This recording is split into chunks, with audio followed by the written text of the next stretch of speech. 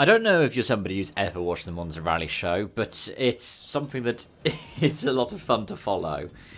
It was this past weekend, and what I'm going to do in this video is tell you what it is, give you a rundown of what happened this year, and explain why I enjoy it.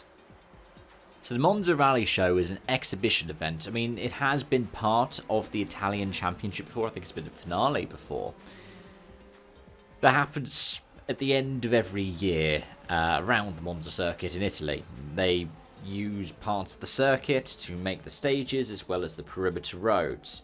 You might remember Acci Rally Monza, which was the final round of the World Rally Championship in 2020, and then it was the Forum 8 Acci Rally Monza in 2021, when Rally Japan had to be cancelled for the year. But the WRC format ended up taking some stages up to the mountains. In 2020, quite famously, some very snow-covered mountains, which handed Sebastian Ogier his 7th of 8 world titles.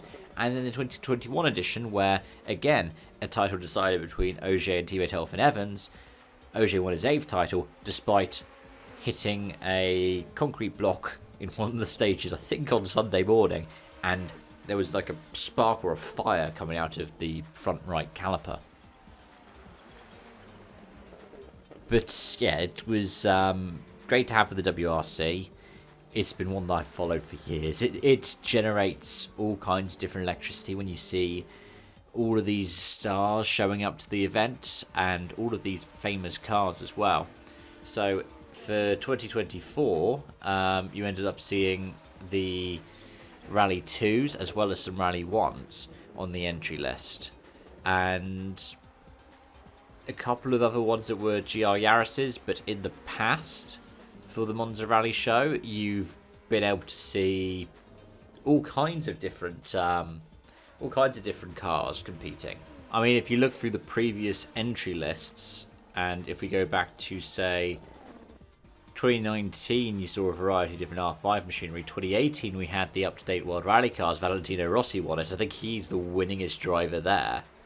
He won it in 18, 17, 16, 15, 2012. He was second in 2011, second in 09, 08, won it in 07, won it in 06, second in 05. Yeah, it's pretty clear that he is one of the more dominant drivers there. But you look at the people who have also competed there. Danny Sordo won it in 2013 in a DS3. Robert Kubica won it in 2014 in a Fiesta. Seb Loeb won it in 2011. Sordo again won it in 2010. Conor McRae got third in 2005 with the Skoda Fabia. It's one of those ones that's quite famous, and it was why I was glad to see it be on the WRC calendar, because it's great to see that kind of commendation be able to go, this is a former WRC event now as well. A bit like, say, San Remo when it still runs. You're like, this is a former WRC event. The 2024 edition was a bit special because in addition to being the end of the season, it was also a bit of an end of an era. You had the end of the hybrid Rally 1 era of rallying. Adrien Fourmeau, at the last start he has for M Sport before having his first start for Hyundai this weekend, won. Now, granted, you put an asterisk next to it that compared to people like Thierry Neuville, he had a hybrid unit. The Hyundai and the Toyota ran without hybrids because they're using it as a bit of testing for next season. But yeah, Adrien got the win. A nice kind of send-off for M Sport. I don't think I've properly talked about Fourmeau's side of Hyundai yet. I might do that at some point before the season starts. We had all kinds of different drivers in attendance. I mean, there was Pedro's a gentleman driver in the Puma, but you had Sordo and Neuville with Hyundai, and you had Carlo Rompera there with Toyota, as well as Seb Ogier, I believe. Which, oh no, sorry, not Carlo Rompera, it was Jari Matilapolo, wasn't it? But Ogier had some really kind words because it was also a farewell to Pirelli. Hankook became the WRC's tyre supplier in 2025, and Ogier was saying some really kind words about Pirelli. But there was still a competition to be won outside of that run. The big rally show is competed on by the Rally 2 cars. And you had all of these different competitors showing up. Sami Paeri had the number 1 car, his first start with returning co-driver Marcus Arminen. And yeah, the Movisport Toyota did well. I think he struggled with tyre choice at one point and dropped down to 5th. Nikolai Grosjean was in a Movisport entered car, Fabia, which for some people was a bit surprising given that he was in a Citroen for most of the season with DG Sport. We don't know what his plans are for next season. There are rumours that the likes of him and teammate Johan Russell are being touted for an M Sport seat, alongside the likes of Martin Sesks and Greg Munster. Yeah, he was second in the end, 2.7 seconds off the win, and picked up a 10-second penalty for his troubles. Hayden Paddon came along with John Kennard. We don't know if we're going to see them in Europe again. They haven't promised anything for 2025. And they got to send off by competing for the win as well. They rounded up the podium in 3rd.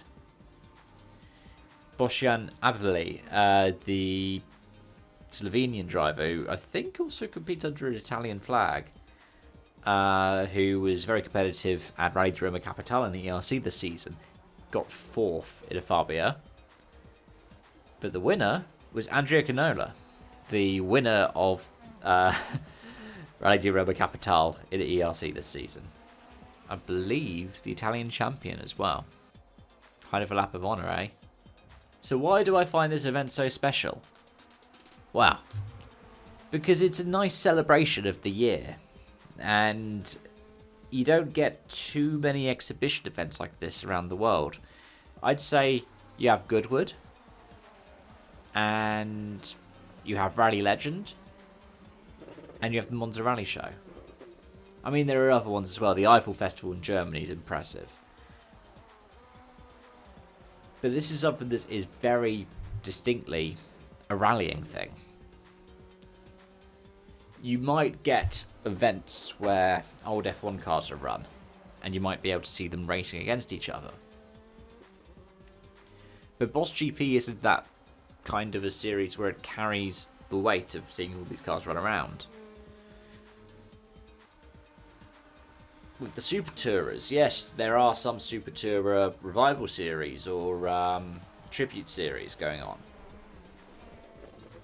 Carry the same gravitas as a Rally Legend, where you have the Legend stage, which, well, if you've not seen it before, look it up, because that's also incredibly impressive. You don't see people coming out of retirement necessarily to drive an old F1 car in the same way that you find Didier Auriol coming back to drive a car, or Marcus Grunholm. I think that's what makes rallying and these events like Monza Rally Show so special. It's one that I really hope I'd be able to get out to someday. But anyway, those are all my thoughts. Let me know yours in the comment section down below. As always, thank you so much for watching, and I hope to see you again soon. Bye for now.